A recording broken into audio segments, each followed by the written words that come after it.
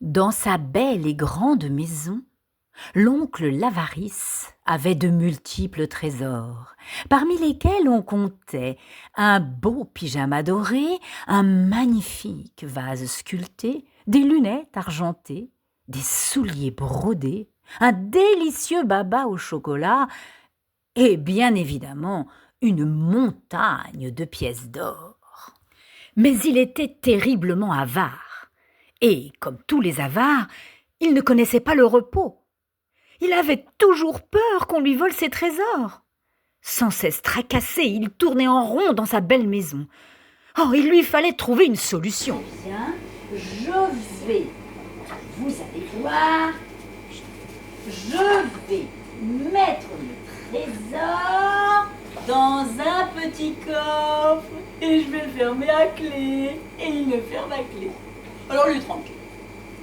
Mais si on me volait la clé par le diamant du grand ciboulot, celui qui me vole la clé, il ouvre mon coffre. Et là, j'ai plus mes trésors. Oh, il dit très bien. Je vais mettre la clé dans une boîte d'allumettes. Oh, alors là, qu'est-ce qu'il va aller chercher dans une boîte d'allumettes? Mais si quelqu'un entre chez moi et décide de se faire un thé, elle ouvrira la boîte d'allumettes. Et alors? Oh, catastrophe! Oh, mais il a la solution.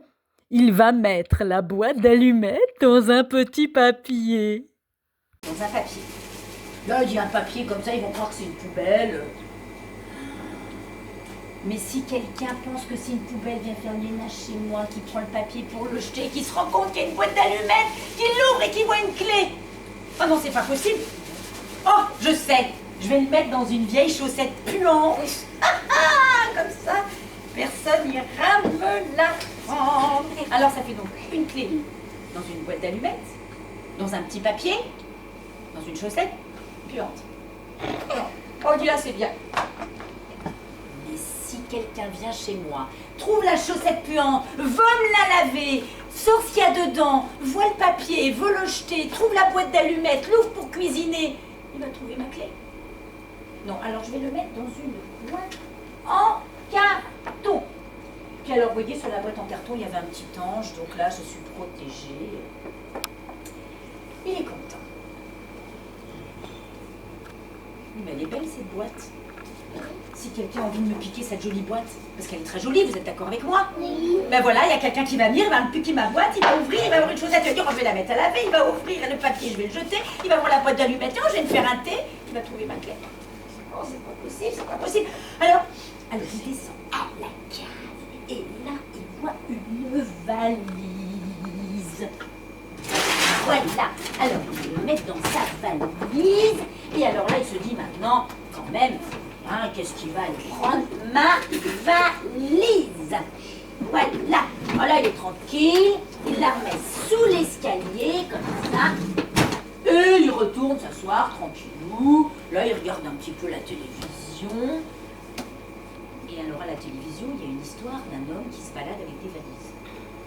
Et oui, s'il y a quelqu'un qui a besoin d'une valise, un voleur, qui vient chez moi pour me voler une valise parce qu'il n'en a pas, qu'est-ce qu'il va trouver à l'intérieur? Une boîte en carton. À l'intérieur de la boîte en carton, qu'est-ce qu'il y a? Une chaussette puante qu'il va vouloir laver. Il va ouvrir la chaussette puante, il va trouver le papier qu'il va vouloir jeter. Ensuite, il va trouver la boîte d'allumettes, il va dire, tiens, il fait froid si je me faisais un thé. En ouvrant la boîte d'allumettes, il va trouver la clé. Et c'est fini, on va prendre mon trésor. Alors là, vous savez ce qu'il fait? Il prend une autre clé. Il ouvre un immense coffre comme ça. Il met la valise dedans.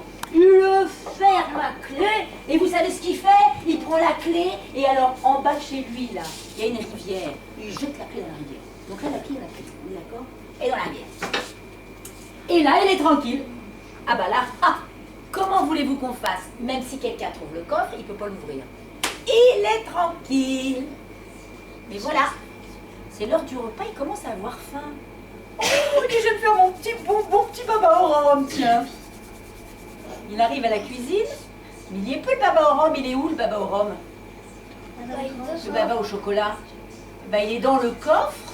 En fait, il est dans le coffre dont il a caché la clé, qu'il a mise dans une boîte d'allumettes, dans un papier, dans une chaussette puante, dans un petit carton, dans une valise et dans ce coffre.